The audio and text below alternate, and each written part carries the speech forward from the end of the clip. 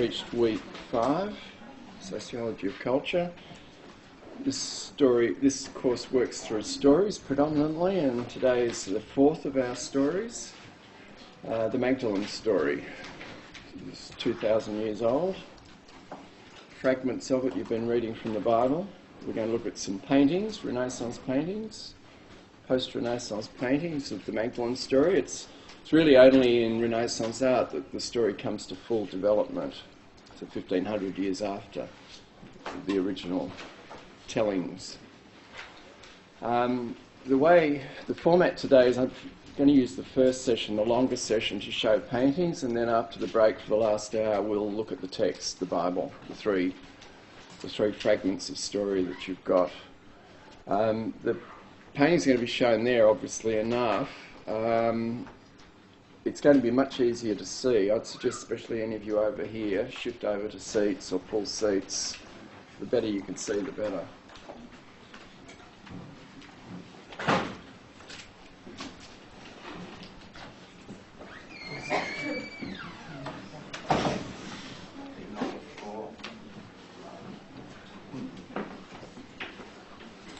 So these are a number of paintings rethinking the Magdalene story. As I mentioned briefly last week, Magdalene story turns up in popular culture all the time. Film To the Woman, obvious example. The story of Princess Diana largely draws on the Magdalene archetype. Well, Magdalene obviously wasn't, Diana obviously wasn't a prostitute, which Magdalene almost certainly was. Anyway, let's start. This is Nicolas Poussin, French painter. Painting from 1647. These images are all on LMS, by the way, and in fact on your laptops or desktops, especially if you've got Macs, they'll come up a lot more clearly and you'll be able to zone in on details, a lot more clearly than this projector. And this projector's not bad, but it's not great. This is the scene, the Luke scene at the house of Simon the Pharisee. Those of you who haven't any experience reading paintings or serious paintings, not the stuff that passes for modern art, there's a sort of technique to this which you'll cotton onto pretty quickly. First of all, really just go through the painting and work out what the details are. Now, you know the story is Magdalene, the Magdalene figure, Mary Magdalene. After the break, we can talk about the conjunction of the different figures, because Luke actually doesn't call her Mary Magdalene. It's just the Christian tradition has conflated 3 partly different women, partly similar women into one. Jesus. Let's go through there. Jesus has been invited. Simon the Pharisee is a wealthy Jew. It's his house. He's invited Jesus' famous miracle worker, teacher.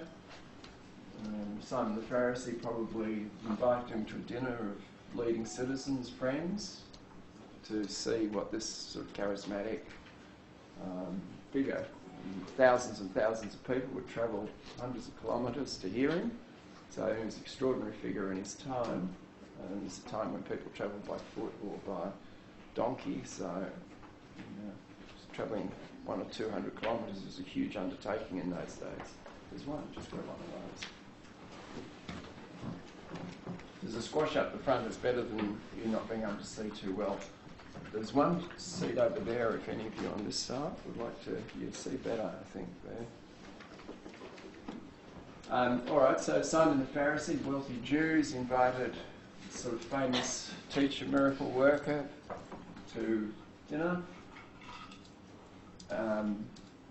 Presumably prominent citizens, friends around the table, all Jews, and this sort of interloper, scarlet woman, comes in to the outrage of Simon, who particularly outraged that Jesus was such an inspired figure, he should realise that this woman's polluted, she's a prostitute, or the implications in the text are a sinner the amount of money the oil that she pours onto Jesus' feet. In a number of the references in the Bible are worth 300 denarii, which is a huge amount of money in the time. It's as much as a tradesman would have earned in a year. About the only way a single woman could have had that sort of money is if she was working as actually a high-class prostitute. And the story is full with the hair and the kissing and fragrance in the air. It's full of sort of sensual associations. So by implication, the heavy implication, she's a prostitute. So, but instead of turning her away, Jesus engages with her. They're around what was known as, in the Roman Empire, this is the Roman Empire, a triclinium table. This is a realistic, actually, painting of, you know, what a banquet or a meal would have been like at the time. Men lounging, it would have been all male. Servant washing Simon's feet. Another servant pouring wine or water. Yeah, a bit of detail. Just make comments if you would. This is fairly free discussion, trying to get what's going on in this account of the story. What's striking here? Obviously a detail from the left of the painting. She's somewhat de-robed. Pardon? She's somewhat de-robed. Yeah, the bare shoulder, which is the hint of the sensuality, the looseness, sexual looseness. Yep, and very fleshy, sort of opulent, sort of beautiful young woman. Yeah, the bare shoulder, and also the golden robes. Prostitute, but high-class courtesans in Venice at the time wore gold, so even in the gold of the robe, there's probably the painter's also suggesting her what she's been doing with her life until this moment. The light is on her. Yeah, the light is very much on her. We've looked at climaxes in stories in Hamlet, researchers. In paintings, there's usually focal points or lines of force. Now, the focal point of a painting is often, especially in this tradition, is not in the middle. And here, the important stuff's happening over on the left of the painting. Now, what else you pick up? Jesus in red. What's going on there? Colour of blood or passion. Right hand. It's like he's got frames in like benediction or... Yeah, blessing or benediction, or slightly hesitant with the fingers splayed. It's the right hand, which is the hand of judgment, hand of authority.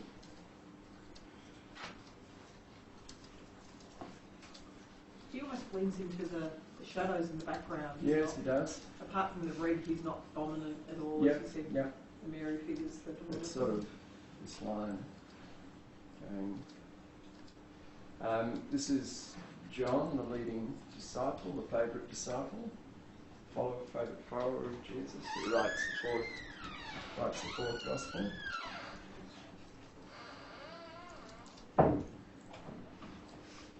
You'll see best on this side if you can find the surface. I think there might be one over there. Thank you.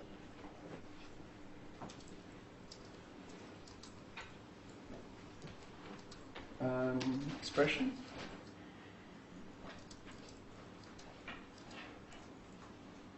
How would you read her expression? Somewhat pained but loving. Devoted, certainly pained. You can see the weeping.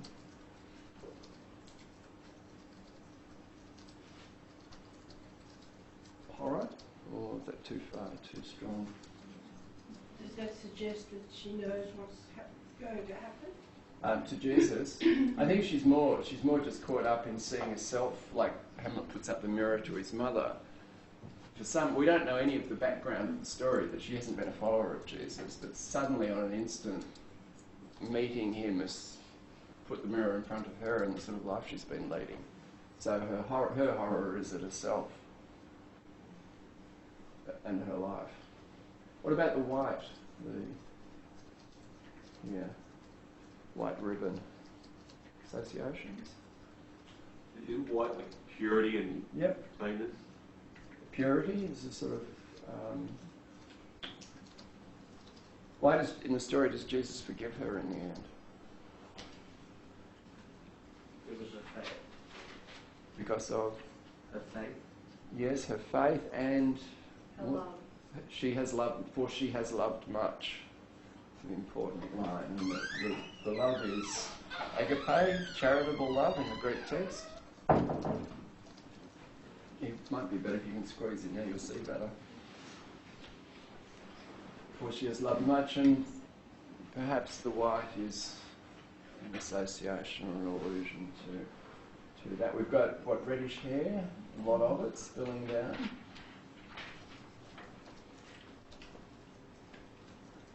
Her bent over, the image. Submissive kind of pose. Yeah, sort of ashamed.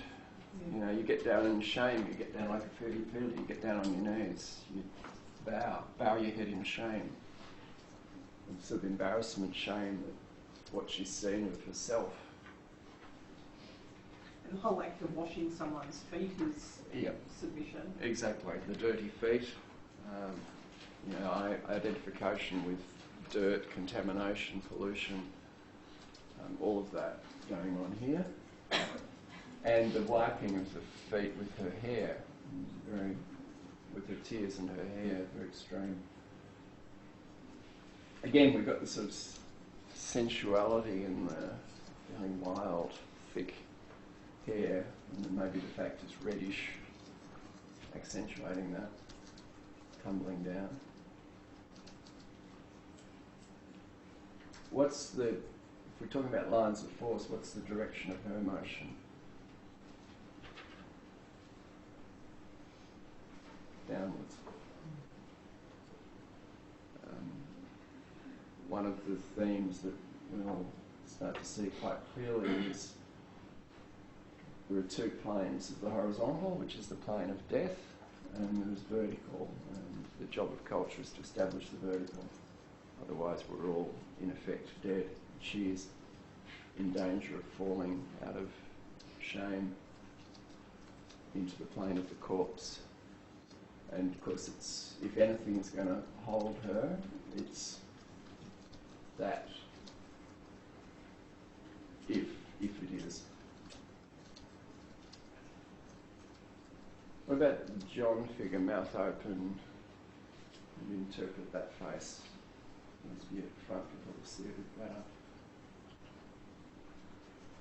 Admiration. I think it's been more mouth open, more shock, isn't it? Yeah, I'd say surprise. And surprise, and not really understanding, but somehow aware that something very important's happening here. You've got not sliced interest in Simon the Pharisee over there. Got another detail. I don't know if this shows us significantly more. You can pick up slightly better the depth of the despair and the devotion. I mean, the implication in the story, she doesn't know Jesus. She's just seen him passing by or been in the crowd or something like that.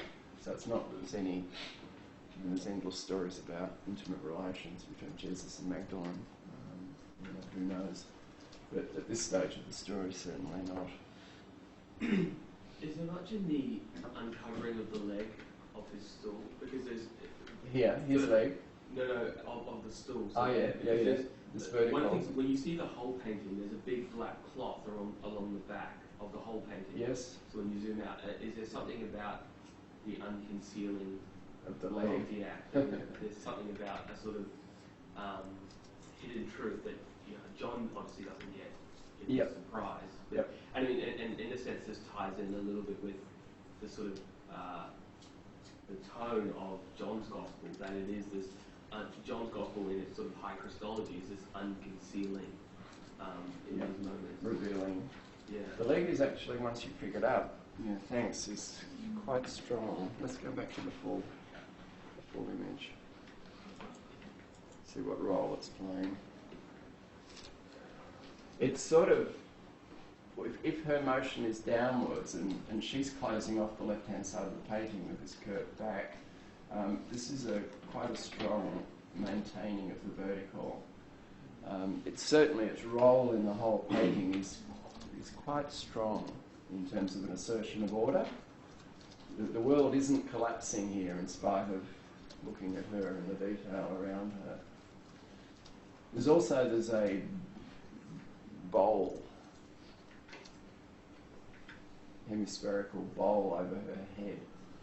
I'll show you more in the next, which is also quite suggestive. And we pick it up perhaps a bit better there. Here, it's one of the servants is bringing it in or taking it away. But the fact it's just sitting over her head, and it's sort of almost a part of, we've got that leg there too.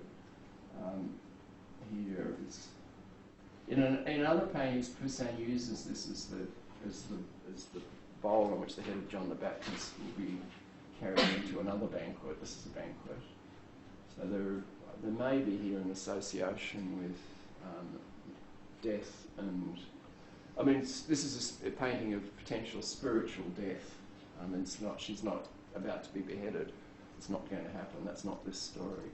But there's a sort of doom, potential threat hanging, and you might even start to find something sinister in I wouldn't push this too far, in the faces of those two servants. Let's go on, look at more detail. This is a very complicated painting, as you're starting to see. I mean, there's no quick analysis of a painting like this. There's a lot going on. Now, it's on the other side. This is a servant washing the feet of Simon the Pharisee. This is a contrast with the Magdalene washing. This is profane washing. And if you look at the servant's face, you'll see that it's a drudgery, it's boring, it's uninspired. It's a sort of contrast. He's just doing a job. And it's a contrast with the important transformation that's occurring on the other side of the room. We've got a bit of Simon the Pharisee, the host. Obviously proud, rich, large. I think he's probably the largest figure in the painting. It's his home. See bread.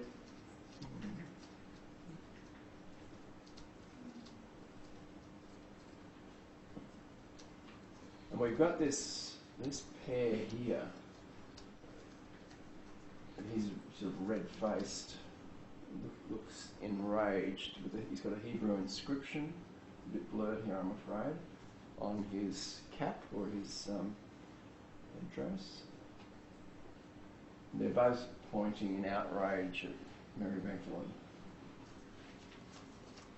And they I think, represent the moralists, that, this is an outrage, this polluted woman has come into our presence, and in fact she's a woman too. And the Hebrew inscription on that headscarf says something like, "We are followers of the letter of the law." Probably like Simon the Pharisee. Simon the Pharisee, I'm a good Jew, I follow the 10 Commandments, I obey the moral law. And Socrates probably would have to approve of Simon the Pharisee, and the inscription here is basically reinforcing that. Yeah, and the position of his hand is his right hand on our left seems to enforce that sort of this one, grounded. Yeah, this sort of tense arm and the. Yeah, almost like putting his hand on the Bible, like swearing an oath. It's a swear, yeah, good. Hand on the Torah. And we can see actually the echoing of that hand came through these. There's some connection with these three hands. And he's off balance. You can see the whole scene is unnerving him, throwing him off balance.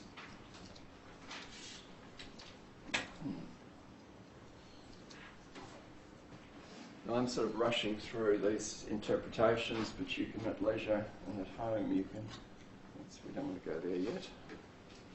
Very different picture of Magdalene. Let's go back. You can see the back of the one who's washing. He's pouring water, isn't he? Yeah, okay. Here's the servant on the far side. We've got a washing here, we've got a washing here. This is the profane washing, and you pick up his face. He's absolutely miserable. The servant on the right also is interesting. It almost seems like he's got this one? Yeah, the sort of bowl underneath him. Almost like a cauldron, but the bowl is as if to collect water, as if to fill it. Obviously he's using it to wash Simon and the Pharisees' feet.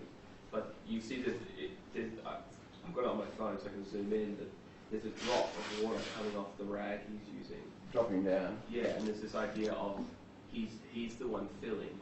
And it's all, I always feel like the other servant at the front who's putting one jug of water or wine into another is always to remind us that Mary's isn't emptying. That Mary's alabaster flask of precious ointment. So she's the one that's emptying and the profane is the filling. That there's something about this emptying. So we've got this sort of cultural war going on here. We've got this rage here over to what's happening on the left.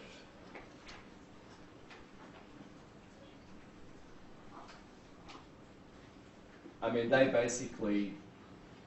would like the beheading, basically the symbolic beheading of Mary Magdalene as a sinner of pollution and get out of my house. How dare you come in here?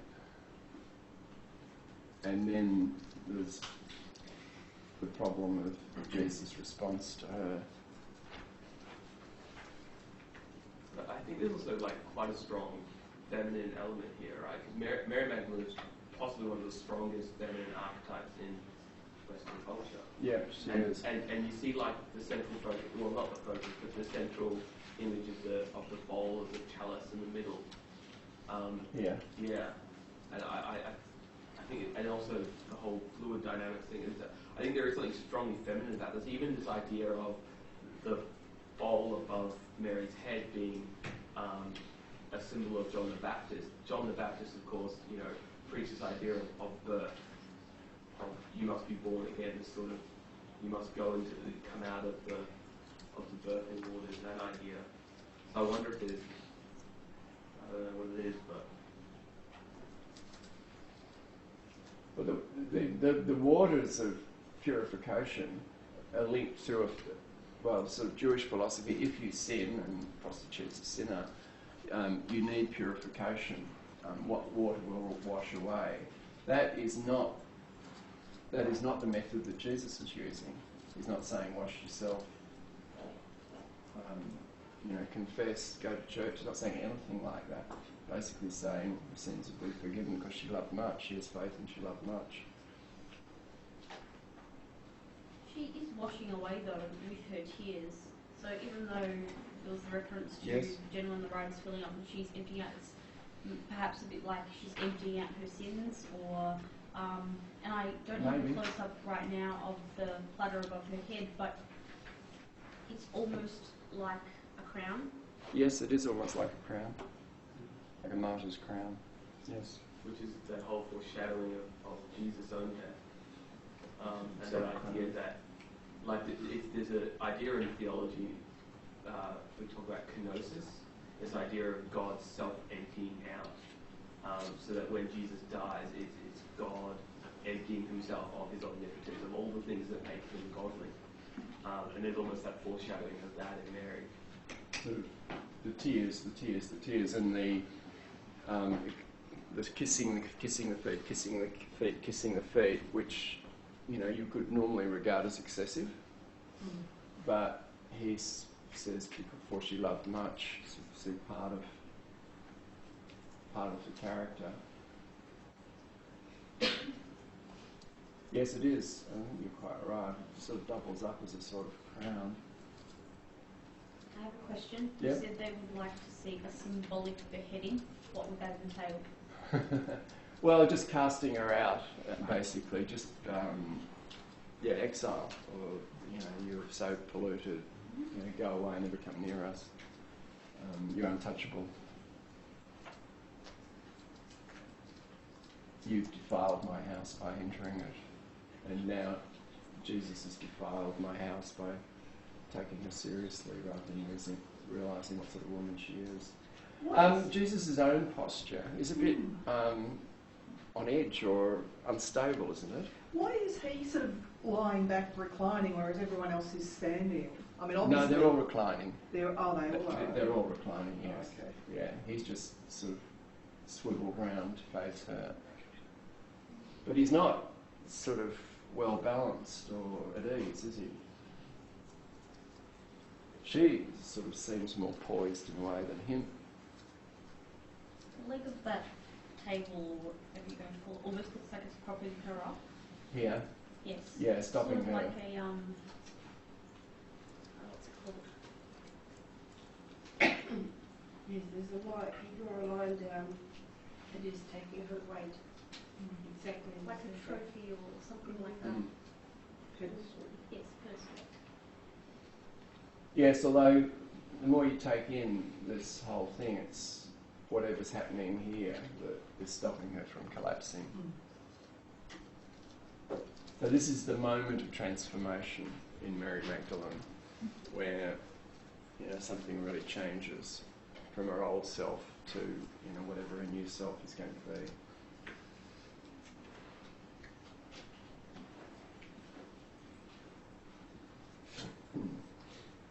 The painter is picking up fragments of written text and he's rethinking it.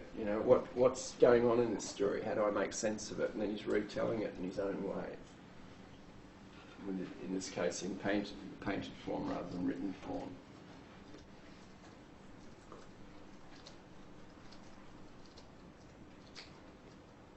Where's Jesus looking? What do you think? Not obviously looking at her, is he?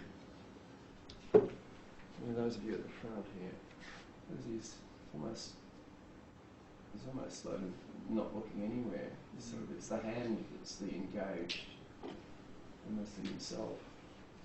When this would pick up your suggestion that there's some association with the crucifixion coming here, and that's association, and that she's making him reflect on his own self and his own story. In fact, he's in red, perhaps reinforces that. But it's almost a bit like she's thrown him off balance, a bit off balance. It's a bit of a sort of enigma in the painting. The light is coming from a window or a door, perhaps. And it seems as though Jesus and even John from this angle are both looking towards the source of the light. I don't think that's true. If anything, he's abstracted and meditative, and it's the same with John in the dark. John's just taking it in. He's going to retell this story 60 years later when he's digested it.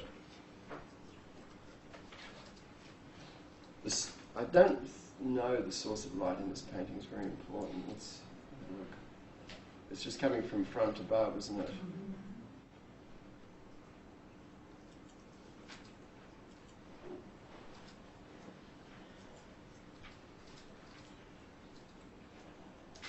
You've got bitten off fingernails, pick that up. So a sense of also deformed beauty. The great painter Raphael uses this often with his Madonnas. If you look at his paintings of Madonnas, perfect, almost perfect mother images, they've almost always got dirty or bitten fingernails, and it's his way of throwing into the story the fact this is human. This is not pure up there at all. And in fact, the models for most of Raphael's Madonnas were his own mistresses. Sort of reinforces that view. The profane washing. The accusers. We've got this in this detail to even pick up their further accusing hand coming out of the right. And that guy pointing is standing next to someone who's also crossing their arms Yeah. in quite obvious judgment. Where's this? It's the same hand. No, I think it's there are two people standing together in the far right, and Yeah, one it is. pointing and the other's crossing their arms, and they're Sorry. talking to each other obviously about it. Yeah, it's the guy crossing his arms and the guy next to him, that's his hand. Yeah.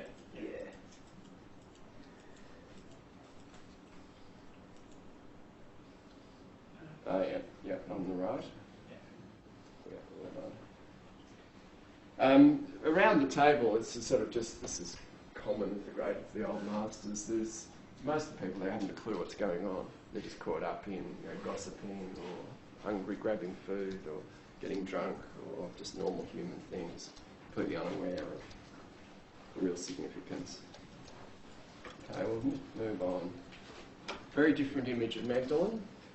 This is the Venetian painter Titian. He's also rethinking the Magdalene story. Who is she? What does the story mean? Much simpler image. No great complexity to it. Okay, what's Titian saying about Magdalene?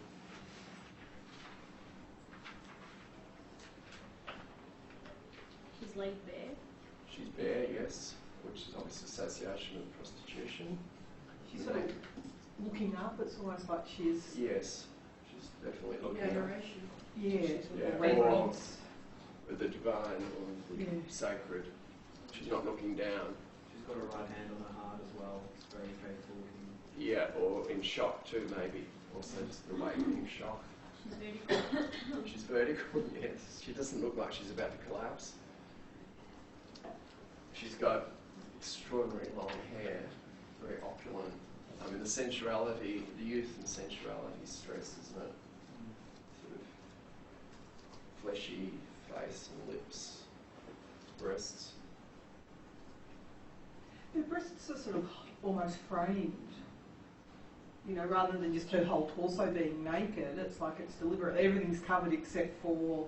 Yeah, like Marilyn Monroe used to do. Yeah. So it draws attention more than Yeah. if she's totally bare. Does she look too remorseful or ashamed? No, probably not. And very different from the last image. So how would you interpret this?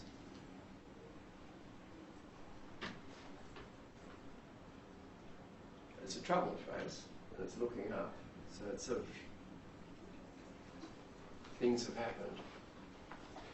Looks like she's connecting with the heavens. Yes. Whether it's prayer or something. Yep. Very repentant. Yes, I think there was repentant Magdalene, definitely. But it's repentant more in the sense that I haven't been such a terrible sinner, but maybe I've been a bit foolish in my youth. Got carried away, done things that I now realise I shouldn't have done, or maybe I shouldn't have done. I mean, rather the sort of folly rather than sin. I think would that be fair? And she's still sort of quite proud. The way I'm reading it, it's almost like that strength or that pride is coming from the repentance, and it seems to me like her left hand with her hair kind of covering herself up below is kind of saying, Yep. that she's making the pure Yes. decision. She's now covering up slowly. Mm-hmm. Yeah. Yeah, I think that makes sense. But this one's not in danger of being flattened or sort of destroyed by what she's seen of herself.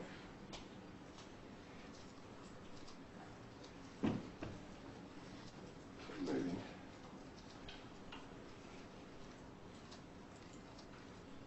It's Caravaggio. So raising Lazarus is a different part. I won't dwell too much on this. This is a very detailed and complicated story from John of Mary of Bethany, the sister of Lazarus who gets raised from the dead. And in the development of the story, Mary of Bethany gets connected with Mary Magdalene as a Mary Magdalene figure. Here's Jesus, the body of Lazarus coming up from the tomb. a huge painting. You can see grieving over the dead brother, whom Jesus brings back to life. It's his sister Martha.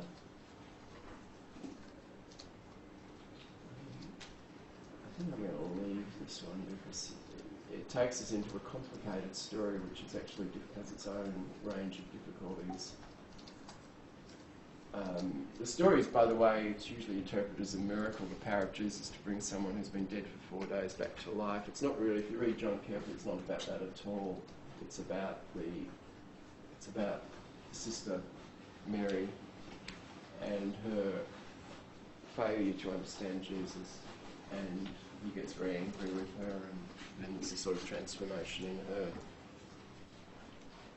We'll talk about that after the break. This is in the garden, the third story. It's the most famous Mary Magdalene story from the end of John's Gospel. Sunday morning after the crucifixion, Jesus' body has been taken into a rock tomb, Jerusalem, on the edge of Jerusalem.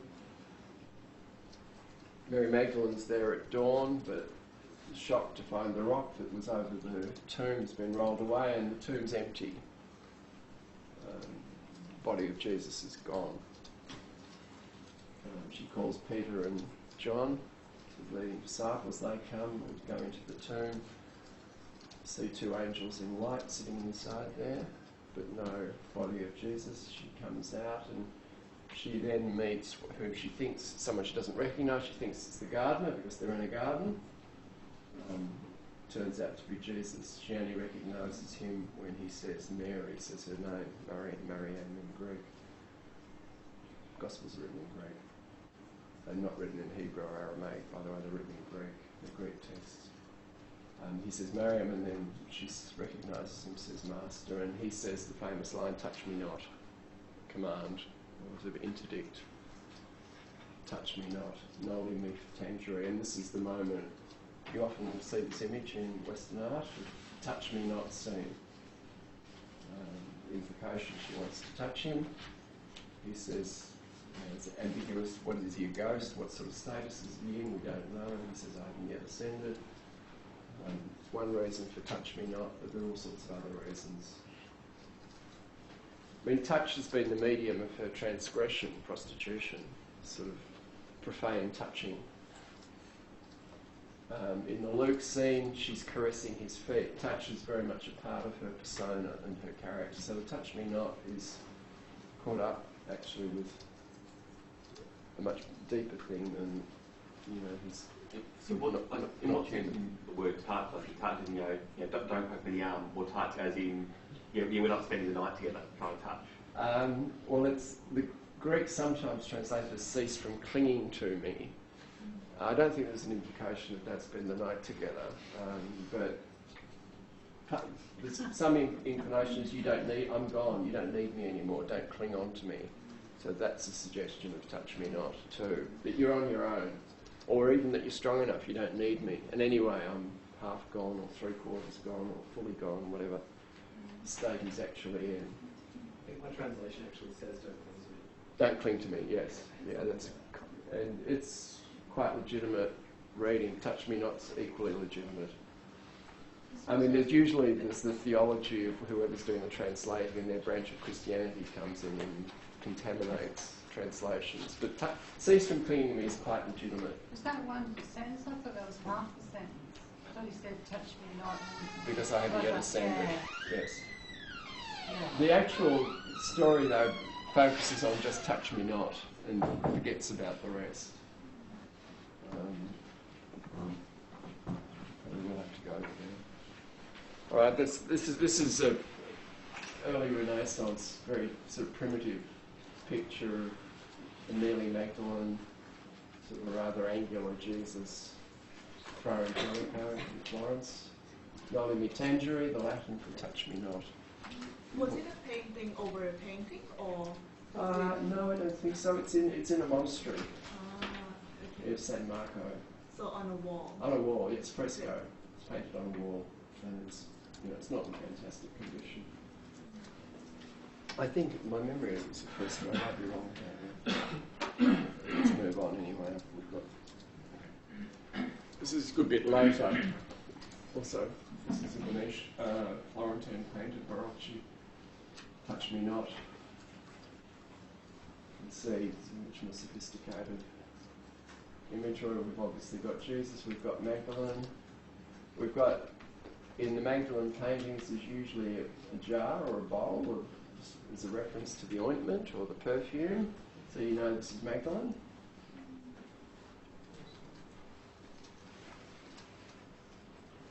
Okay, what strikes you here?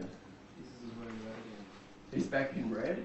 She's in gold. She's in gold. She's back in gold. Very. Her undergarments are white. And her undergarments are white, but there is a sort of red stain. Shadow stain down the front. Yeah, so we've got the purity, we've got the wealth, richness, prostitute association. We've got the stigmata in the hands, the hole in the nail. Jesus is showing his body. He's showing his body. Yeah, just in this case it's Jesus showing his body. Slightly comical, Jesus. Not slightly comical Jesus. He's a bit odd. Showing a bit of leg. What's that? Showing a bit of leg. Because he would have been wrapped for the tomb. And He's- doesn't it say somewhere that like he's cast off, the garments have been cast off, so there it's like he's just sort of grabbed something to throw around to cover his nakedness? But Barocci is, I mean, he's well aware of a lot of this tradition of what Jesus would not be as unclothed as here. He's doing it for some reason. This is a detail of the Magdalene itself. What's going on here? Shock and awe. Shock and awe.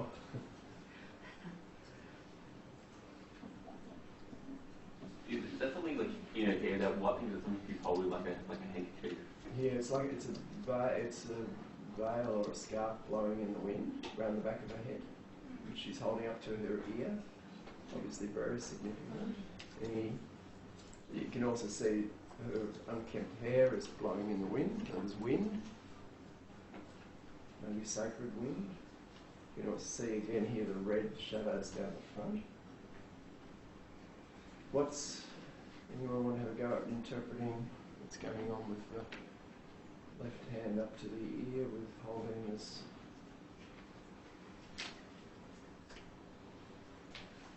What about, let's go to her expression first. She looks so young. She looks like a child. Yeah, it's a young face, isn't it? Concern? Is it Bit of confusion, dismay worried? at what she's hearing. What is she hearing? Touch me not. Ah, you mean this is as blown in the wind rather than from him. I mean, this is a hearing association, the veil to the ear. I mean, her look is almost not focused too. It's not like she's seeing. The mouth slightly open. Some level of disbelief. Maybe level of disbelief, and almost like she's trying to tune into something, trying to hear something, trying to make sense of it. Yeah.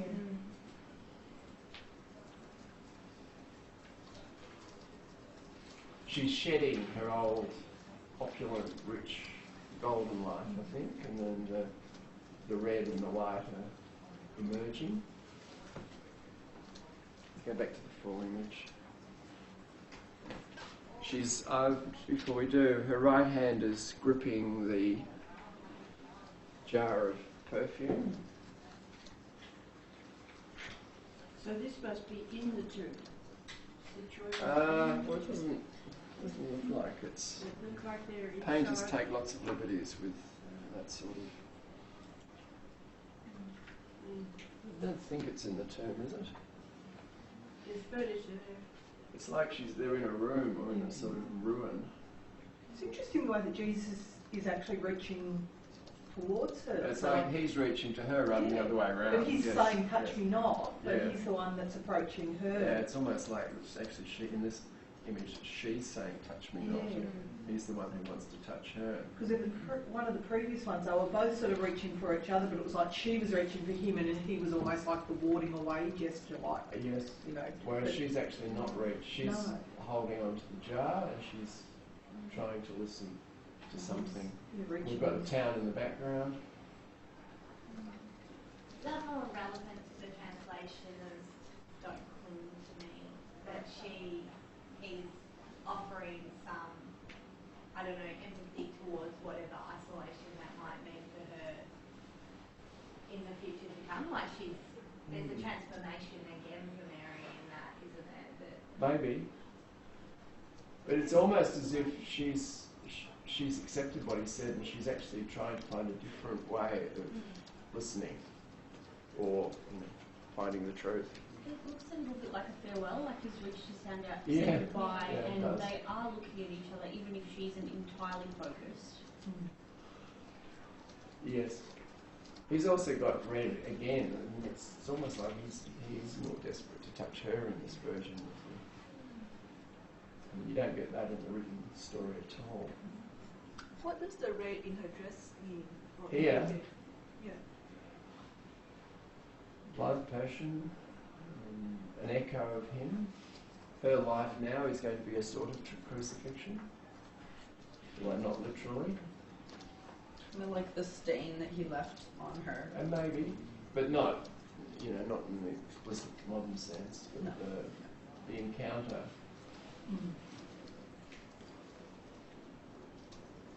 She's sitting. He's standing, she's sitting. And the other one, she was leaning down, and his entire body was facing away, but his face had turned back. So there's a real contrast there between the two. Yeah, and she's really the poised, strong one here, isn't she? Not Jesus. And it's not the first time we've had that. Go back to the detail before we leave this. Well, what's she trying to listen to?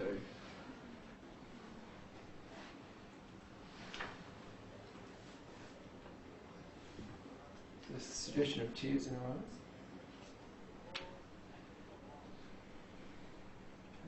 Any Macs in the room, you can go in, you can pick up stuff. You'll be able to pick up details such as you can't see here on your desktops at home. Well, it's maybe that touch me not is our past relationship is gone, and obviously I'm dead. You don't need me in my old form. What I represented, maybe you need in a new form, and she's trying to, and it's something to do with spirit, or with the Greek word for wind is pneuma, which also means breath and spirit. This text is written in Greek. So the sort of voice of the spirit, or whatever you want to mean by that. Which is going to be what will guide her from now on. And she's accepted that she's accepted touch me not. And the blood is on her too now. Is that blood stain or bleeding at that time? We don't know. It's just on the garment. She's not literally bleeding. But blood has a different symbolism within Christianity too, because you're washed in the blood of Christ and purified. Yeah, maybe. But it's almost, I think that's too doctrinal for this. I mean, this is rethinking the actual story. I don't think this. Maybe you could read that into this. it's almost like a shadow though, even the way that Yes. there's a tinge of red on her arm as well, as if she's in the shadow of Jesus. Yeah, and the blood of the crucifixion. And she's trying to find a way of staying upright. We're back with the vertical. and she's clinging on to the perfume, whatever that represents, and the spirit, the wind, but we can see wind blowing in it, so it's definitely here. Let's move on.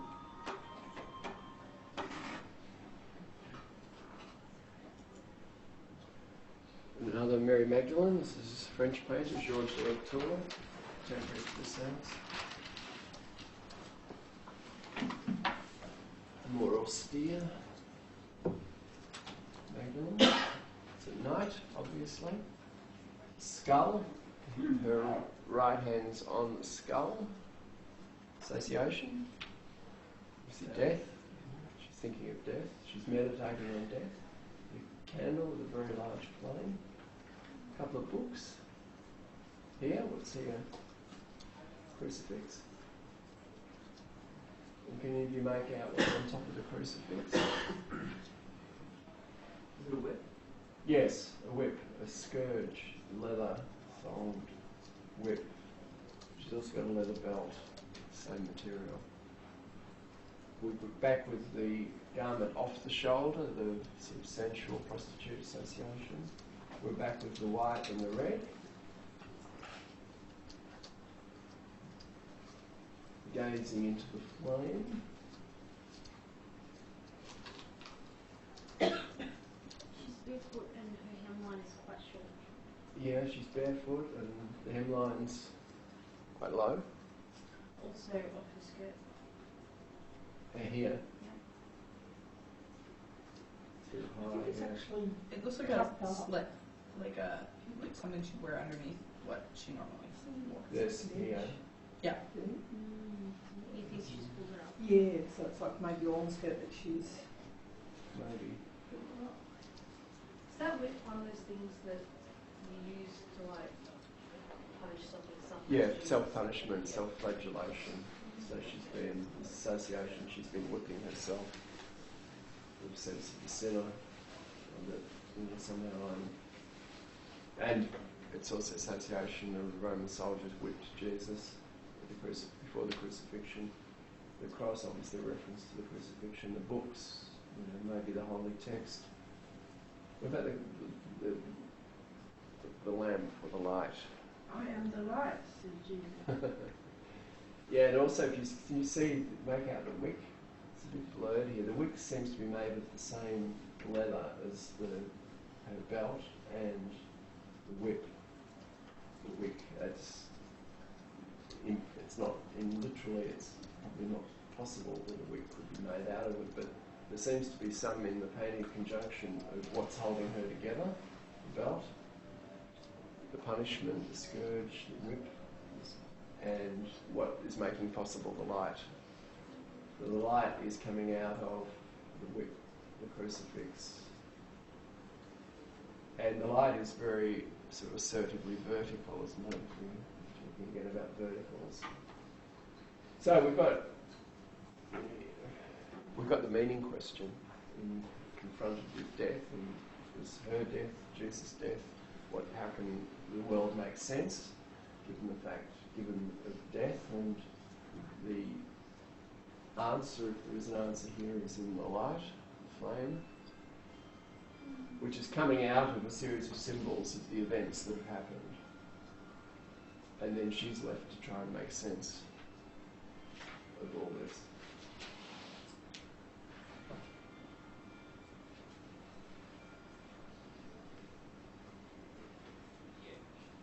Anything else?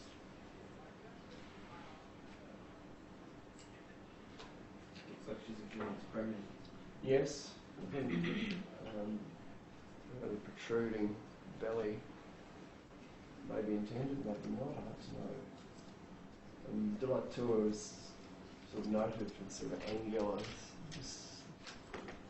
slightly medieval ways of this way of good wording, but his characters are not sort of naturalistic, realistic. The expression on her face was interesting, sort of Yeah. pensive or slightly depressed. Contemplative. Certainly contemplative. She's thinking, she's reflecting, how can I make sense of all this? The hand to the face helps that along as well. Yes, reinforces that, doesn't it? The contemplation. I mean, this is me, this has been my life, this is my life. How do I make sense of it? Doesn't make sense, or is death all there is? She looks very gentle to me. Yeah, she's not the sort of dynamic, opulent, sensual Magdalene of some of the earlier images. Is that also through her hair as well, as it's dark? Perhaps in the hair, the black hair, the straight black hair. Perhaps. She looks more French. More French? Painter is French. Although Poussin, the first painter, is French. Very Italian, the sculpture. Anyway, have you seen this in Florence? Anyone in the room seen this? Mary Magdalene? Donatello? I think so, yeah. Yeah. Oh, you wouldn't forget it if you've seen it. It's life size. There's a lot of art that you see in Florence. There's not much art like this. You'd reel backwards if you haven't seen it, I think. This is Mary Magdalene. Very, very different image. Early Renaissance. Arguably the greatest of all sculptors, Donatello. Done late in life. In wood, carved in wood. Life size.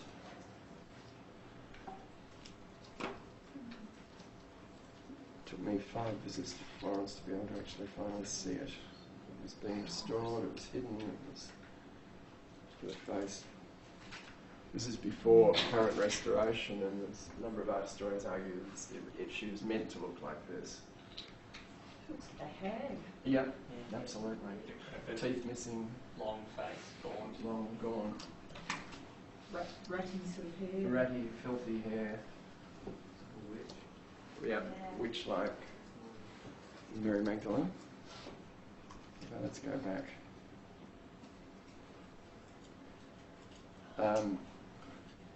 It's maybe slimmer than that comes up in that. With works of sculpture like this, two-dimensional image is pretty inadequate because in reality you can walk around her, and it's quite important to do that. Also, take in she's as tall as me, she's slightly shorter than I am. She's life size. The hands together as if in prayer. Yes, hands coming together, maybe trying to pray almost. She almost looks pleading in that as well. Well, it is an ambiguous gesture of what's in there. Go back to the next one. Body's covered in filthy hair, muddy.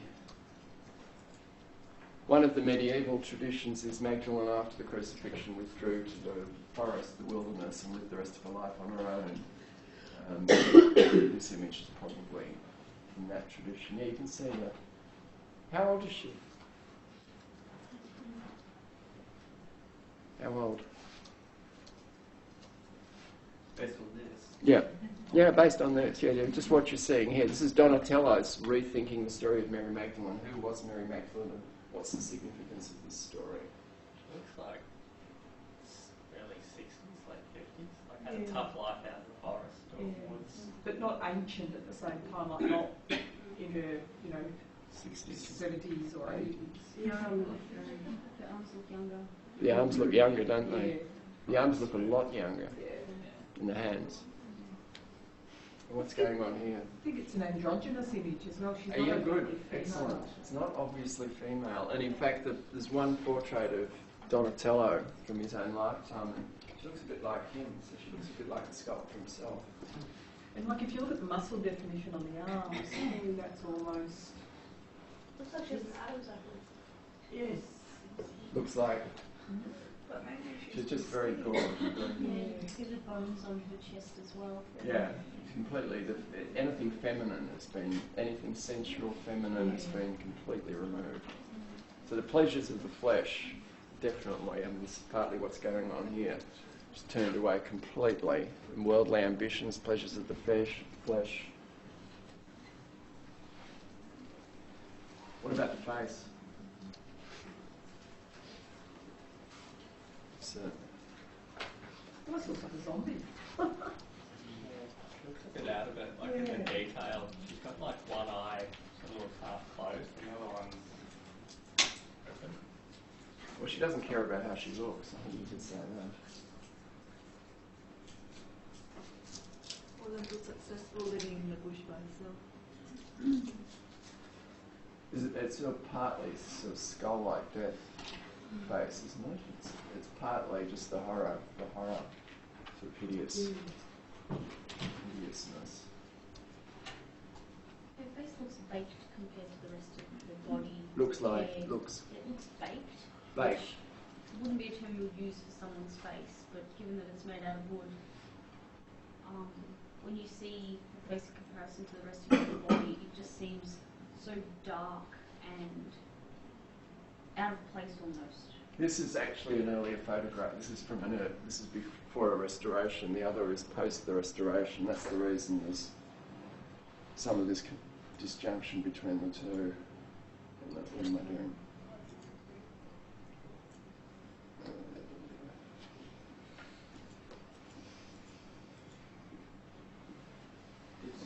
It almost seems like Donatello's transformed Magdalene into almost an antichrist, where Christ dies and rises again to life.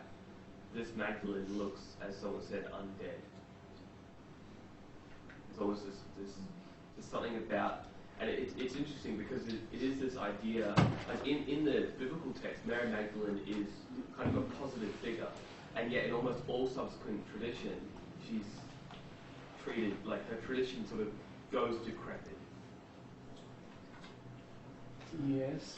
Although, what about the useful hands that are close to prayer? Go back to... Maybe that's the point. Maybe only her arms in practice prayer are fit and healthy, while everything else she's let decay or cared nothing of. Well, it's like she's undergone crucifixion, isn't she? Her identification is with Jesus, who's been crucified, and she spent 20, 30, however many years just focused on what happened. And she's almost, in part, she's turned into him. I mean, she's trying to pray.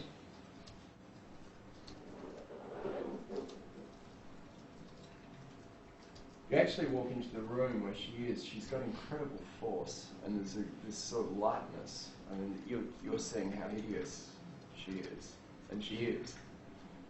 But there's this incredible lightness to the actual figure. It's like a tragic image where something is she doesn't strike you as someone who, let's get her into the ground barrier, get her out of my sight, at all. She's got this almost luminous lightness to her. It's completely at odds with it's not at odds with the arms and the hands, but it's at odds with the rest of her. So the power of the sculpture, which unfortunately you can't get here, or you can hardly get here, is to do with it somehow works that through this identification with Jesus, almost turning herself into experiencing herself what a crucifixion might be like, she actually almost has transcended the weight of the body, the earthly weight.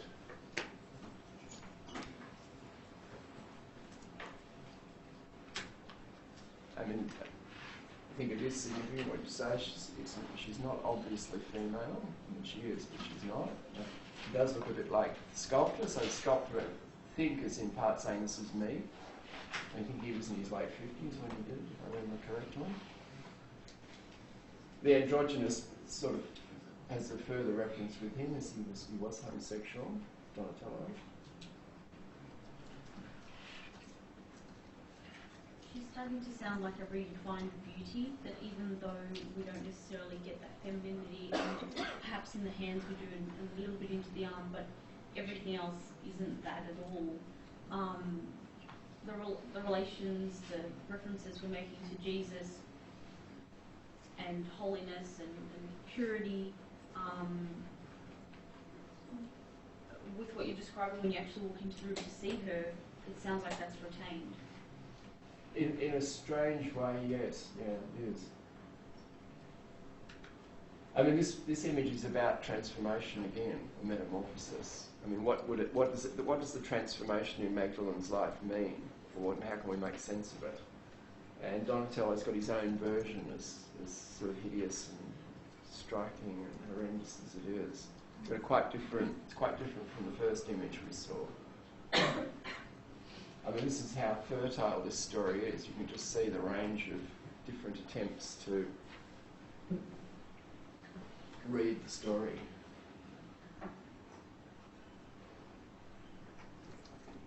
I mean, look at the Princess Diana's story. There's a bulimia, neurotic mess through these eyes too, and then some sort of transformation in helping the poor and the crippled, and through touch, actually, also in the Diana case.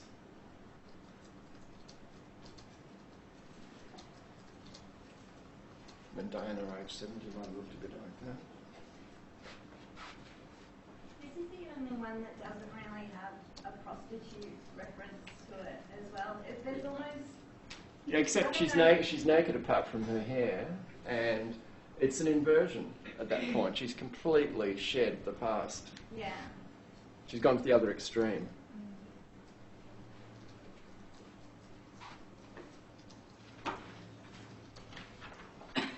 So sort of yes and no.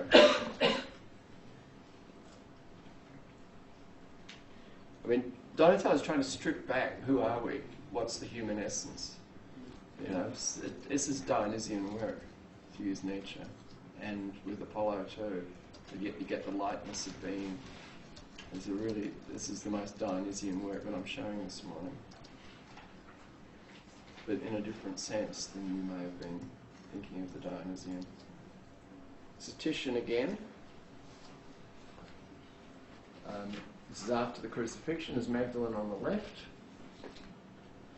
Dead body of Jesus. The mother, Mary the mother, cradling the dead body, often known as the Pieta. St. Jerome, not very significant, kneeling here. We've got the ancestor cultures, Jewish culture, Moses, and Greco-Roman classical culture, being superseded by Christianity. That's going on in this painting. But Magdalene here, very, very different. We're back with the youthful Dionysian in a different sense. I mean, she is, in the story, she's a wild, sensual Dionysian figure. Whether you take her in the Donatello way or some of the other ways. She is here too, full of energy and dynamism. Turning to the world, with her, especially with her right hand, bared palm. Left pointing.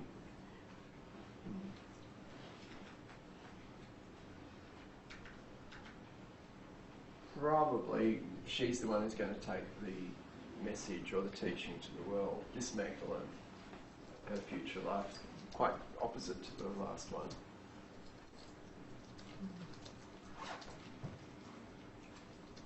I mean, here's death, here's life.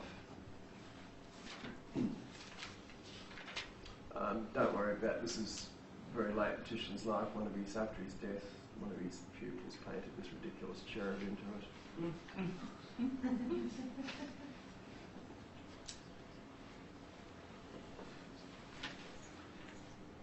Any common cultural war with students of sociology of culture? This is a common theme in Christian art. Christianity is superseding the two past cultures of the West. The Jewish, represented through Moses, the Greco-Roman, representing through she's now goddess Athena, or a female Greek personage holding the cross. And in terms of the archetypes of the feminine in this tradition, this is the division between Magdalene figure and the mother, Mary the Madonna, in blue, devout, more one-dimensional. What about the lines? Good lines. Titian was very good at lines. And these will give us a gravity. And this is in Venice at this painting.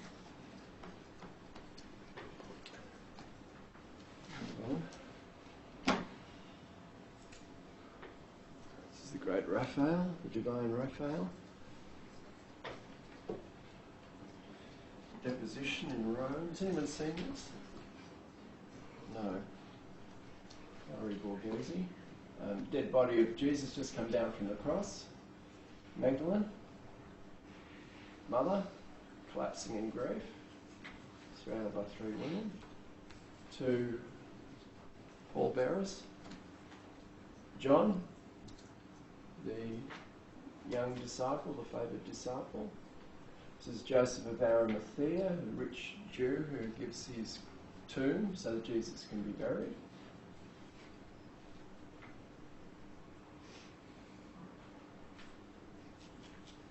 Colour's not very good in that referee.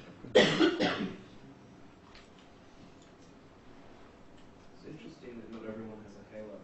Yeah, and I think he's only stuck the halos on to make the church happy. So if you once you get into interpreting this, most of them don't deserve halos. And Raphael was painting for the church.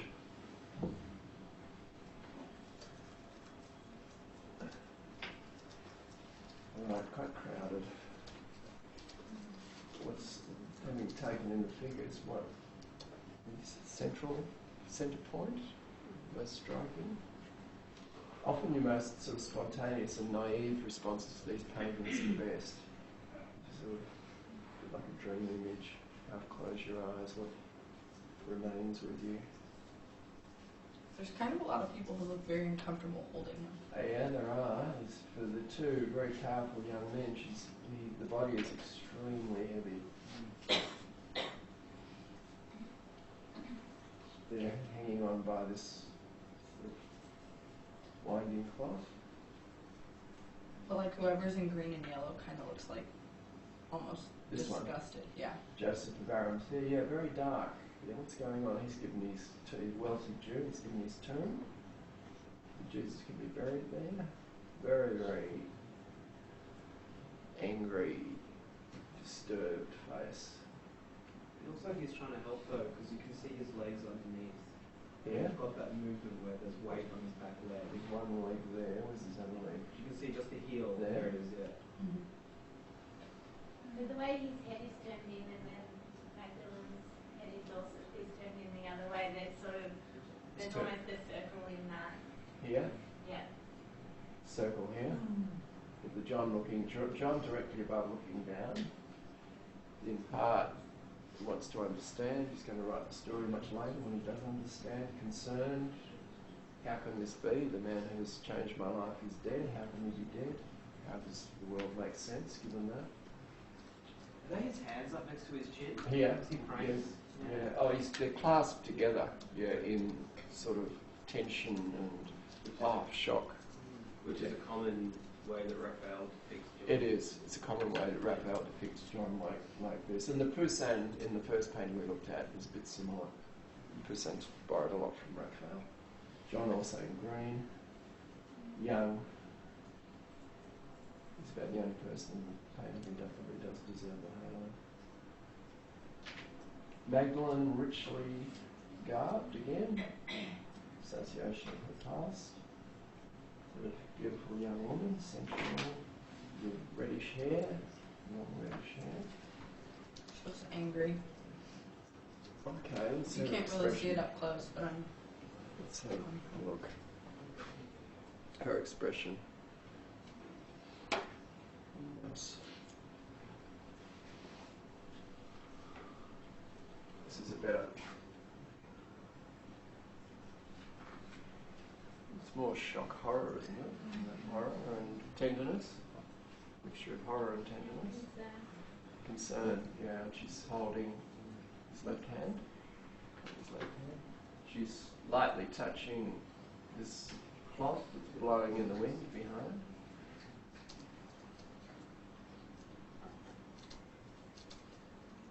And the man who's holding Jesus' head, This he's one? looking up the same, his head is on the same angle as Jesus. Yeah.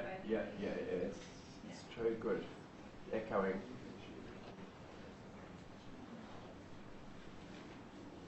Yeah, there's a lot of cross-referencing going on here. It's a very, Raphael It's often assumed Raphael was like Mozart, he was just such a genius, he just rattled things off, but there's a lot of preparatory drawing for this painting. The scene on the right is the contrasting scene. Of them is quite separate. The mother is collapsing, we're back with the vertical and the horizontal, she's collapsing to the ground in grief. She's so, understandably, so flattened that she's not going to contribute anything to whatever this means.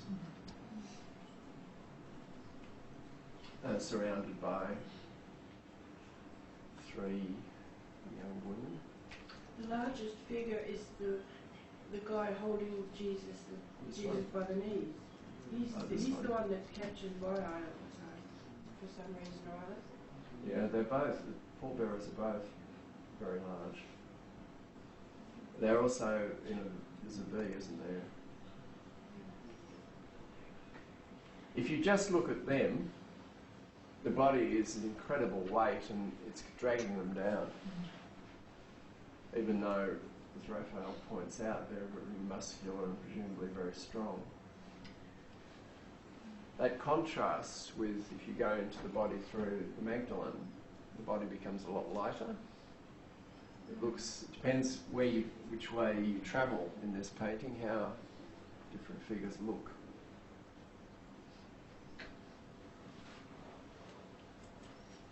So we've got the downward motion over here of the mother.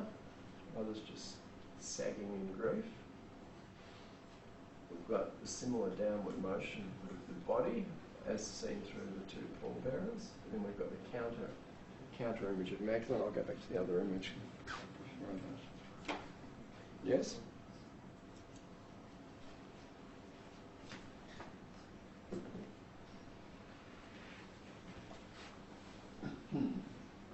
Okay, what else can you see?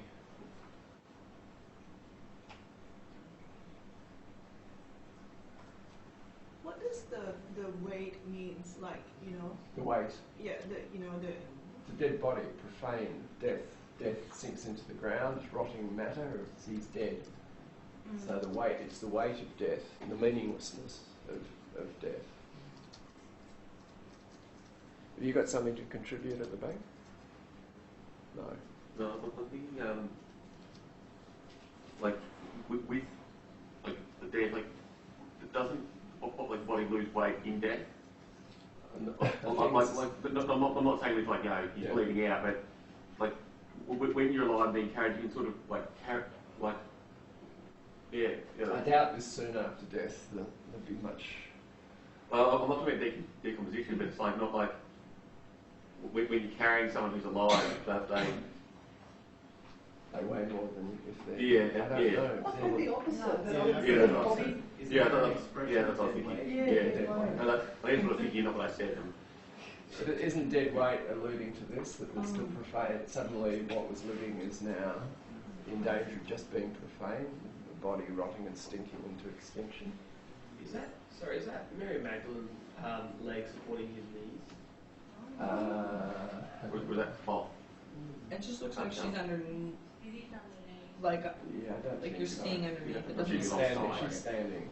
She's further back.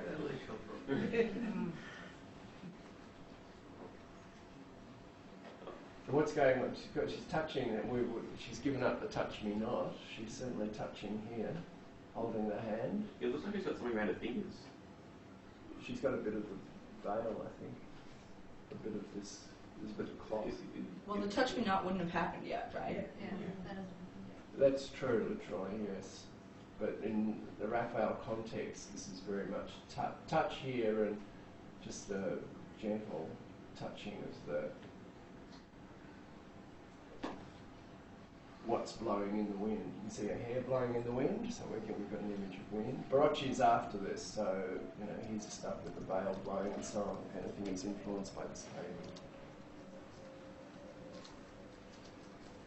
What about Jesus' face? What's going on? Is he dead or is he...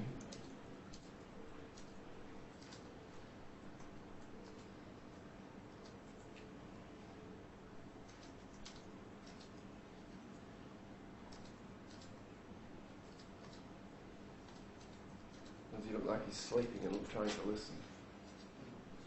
Or both?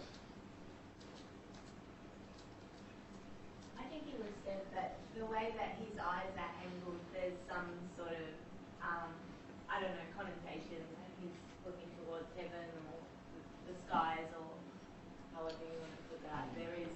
It does seem like there's a focus in the way that his face is tilted and his eyes, even though they're not open. Isn't the connection rather between the two of them? Ah, I didn't see that. No, I see that. It's like this. I see the connection to heaven. It looks like he's like the right side of his face is like resting to his shoulder. Yeah. Yeah.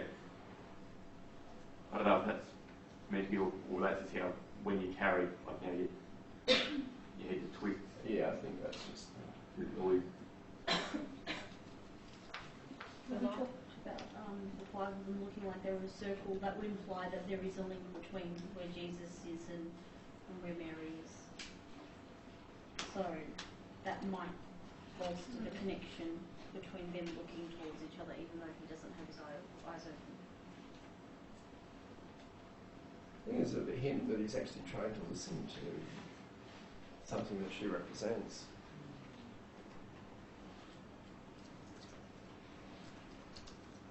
And just as her touching what's blowing in the wind, sort of sense of spirit was, and hair blowing counter motion. Is there a large circle that from like just above the top of her eye and it curves? Yeah, that then it goes around to the right to the white sleeve. Is that just that's like it's meant to be there, or is that just like painted? There in the background. Yeah. You can see it on the left as well. That Yeah, I'm not sure what can't tell what that is. You're right though, it almost does look like an arch, doesn't it, on the other side as well? Yeah. The line on the man next to her, on his clothing. Yeah.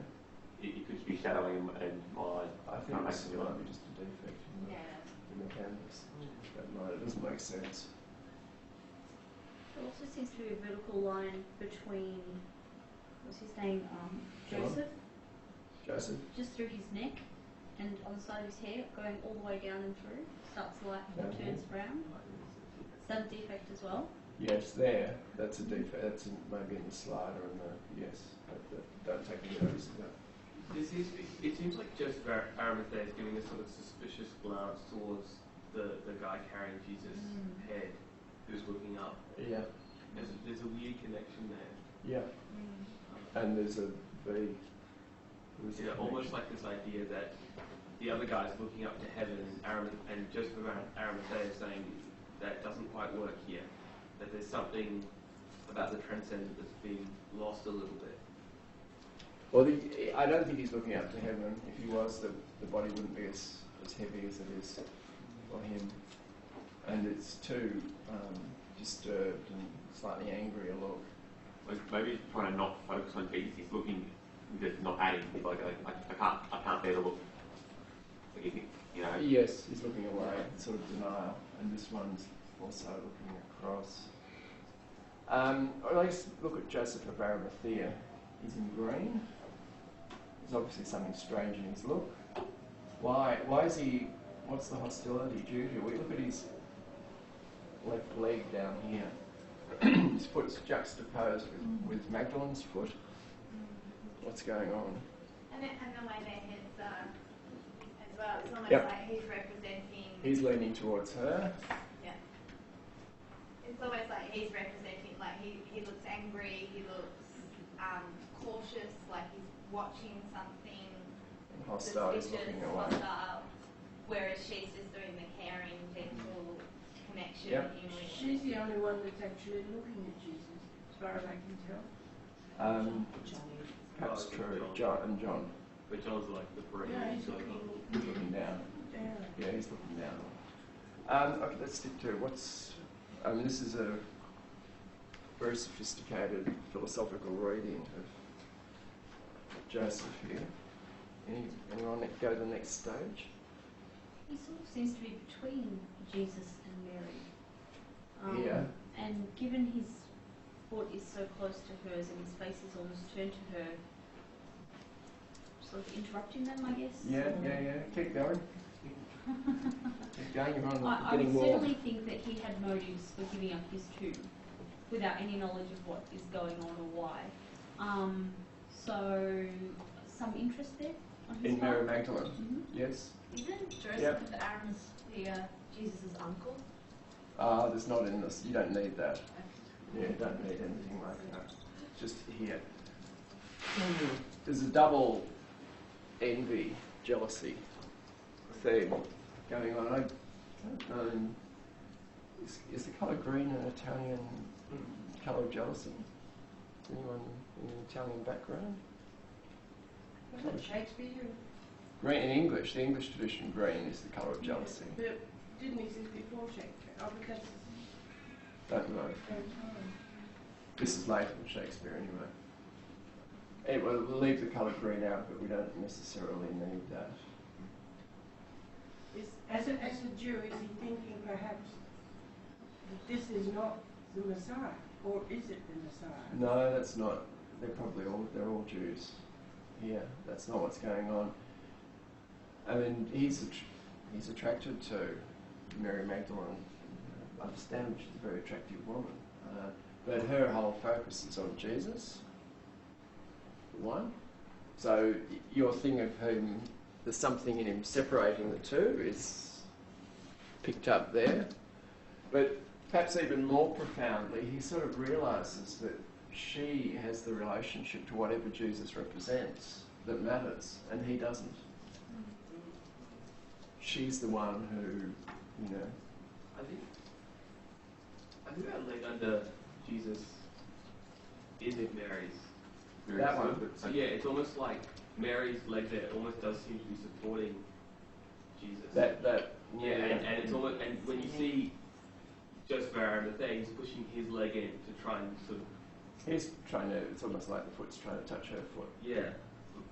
I think this pallbearer is holding up the legs. That's probably further back. That I don't think it's touching it only because the angle is on. You know, like more. It's like an outside angle. It's underneath him. It's not actually supporting. Yeah, it's not touching. That's not touching him. The touch is here in the hands. Even so, his whole leg looks like it's trying to cut in. Given that her arm and her elbow are sort of against Jesus' shoulder, and he doesn't look so far behind her, his leg really is imposing in comparison. And his shoulder as well. It's almost like Leaning in. his shoulder. And this very dark, evil, angry look on his face, which then links with the two pallbearers. I mean, this is a theory of envy that leads to evil. Is the importance of the feet, like Joseph and Mary aren't wearing shoes, the other two pallbearers, they are wearing footwear. Maybe. Maybe you can get something out of that, I'm not sure. I don't know the tradition. Yeah, I'm not sure where you go. Well, essentially, all this is open for interpretation. Whether Raphael's suggesting something with that or not. What's the symbolism of the light on Jesus' thighs? So it's the main points of Here. light are Mary Magdalene's, sort of décolletage and his thighs and his sort of, This sort of white, I think it's just a bad image. I think, and just on her face too. Yeah. It's just like this, just a poor slide. It's a poor slide. I wouldn't take any notice of that. In fact, if we go back to the other one, we probably haven't got that. So you haven't got that. They do still seem to be the brightest points. She seems very fair-skinned compared to everything else, and so do his upper thighs. Maybe. And that area is actually the first point that draws my eye when I look at the painting. He's obviously his groin area, his upper thigh area seems to be a focal point. Yeah, I don't know. think so. I think they have. Maybe that's just me. This is. I think it's more sort of triangle, and in a secondary way, the figures behind. All right, the sort of the envy. What's the envy evil that's going on here? He's a sort of Judas figure. He's not Judas. He's Joseph of Arimathea, but he's a sort of Judas. Out of that I am not Jesus. Whatever quality or essence Jesus has, Joseph of Arimathea has recognised that I don't have it, and that's what matters in life. And there's a sort of rage against himself and existence. And it's reinforced by the fact that, you know, of course, she's attracted to Jesus, not to him. And she too has the quality that Jesus has, which he doesn't. And it's out of then that rage or resentment that these three figures who find the body just a dead weight, very heavy, dragging them down the death direction, will turn to evil, and that's the sort of thing that crucifies Jesus. That's built into this narrative too. They sort of represent the evil figures who, it's a sort of trinity of evil figures who will, in effect, crucify Jesus. The ultimate question in the painting is the body going downwards? Is it hovering, or is it going upwards? And that all hinges on how you read this and this. If it's not going downwards, it's entirely due to the presence of the Magdalene figure here. And you probably need to have a look at that if it was at home too. You might start to see strange things like the hands start to move. The lady over there seems to know what's going on. This one? With, maybe. With Joseph, like she is looking directly. Yeah, there is something in her look, and that I'm in the wrong group. That, you know, this is of significance. There's almost a certain, maybe a little similarity here. What do you, Go I on. was going to ask, what do you make of those dainty plants? Not much. Maybe there is something to some symbolism. There's crosses up on the hill too. Like, the two pallbearers like holding their feet strong, like he's sort of like starting to bend at the hips and like fall like inwards, and they're trying to pull out to keep him straight so they don't drop him.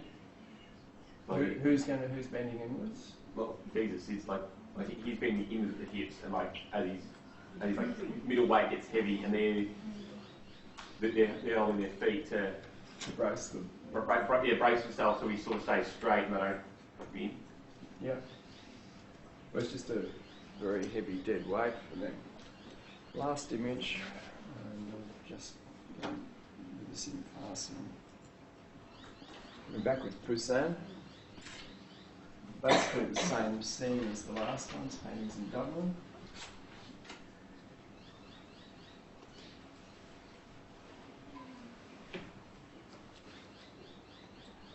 See the dead body.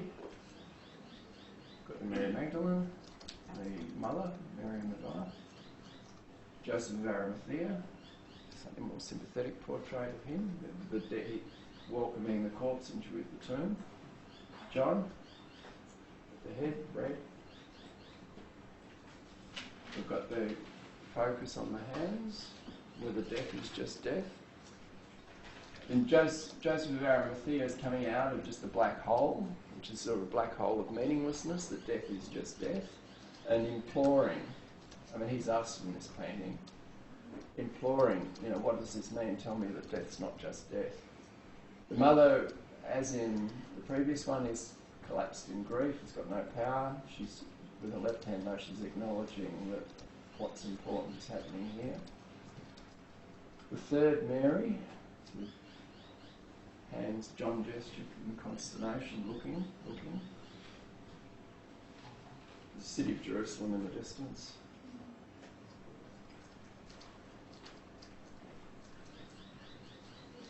Like there's the bowl and something behind the bowl. Yeah, bowl and an urn.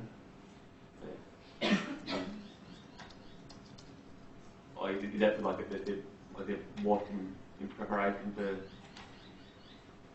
Maybe, but actually what's significant is death just in the horizontal, like this dead body going into a black hole. And Joseph's got no idea. I mean, he's like a blithering old idiot, basically, but he does want to, if the left hand is open, he wants to know. And these figures are working to establish whether death is death or whether the hand's going to sink or not. The mother perhaps helping to hold the vertical here. It looks a lot more gaunt in this one. It looks like his rib cage is visible and he's... Joseph. No, Jesus, sorry. Oh, Jesus. He's actually quite muscular in this. Yeah. He's skinny, pretty muscular. Yeah. Like his rib cage torso area is a lot. I don't know, we're comparing like different artists to different time periods of paintings, but like like stomach looks a lot.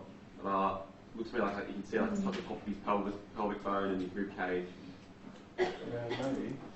No, he doesn't look particularly gaunt, but some of them have. We've got that vertical His too. chest and his legs look pumped. Yeah. The colours are quite striking and it's very, you've got the stark contrast, you've got the bright blue of the Madonna which draws your eye, and you've got the red, but the actual figure of Jesus is almost like black and white. You've got a dusty pink and other colours here, yeah. The painting's not in great condition. You can't pick up better colours on your own desktops or laptops. It's a very cold picture.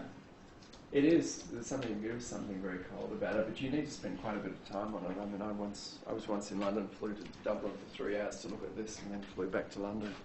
But there wasn't anything else in Dublin worth looking at. That's extreme prejudice. But this was worth looking at for 3 hours.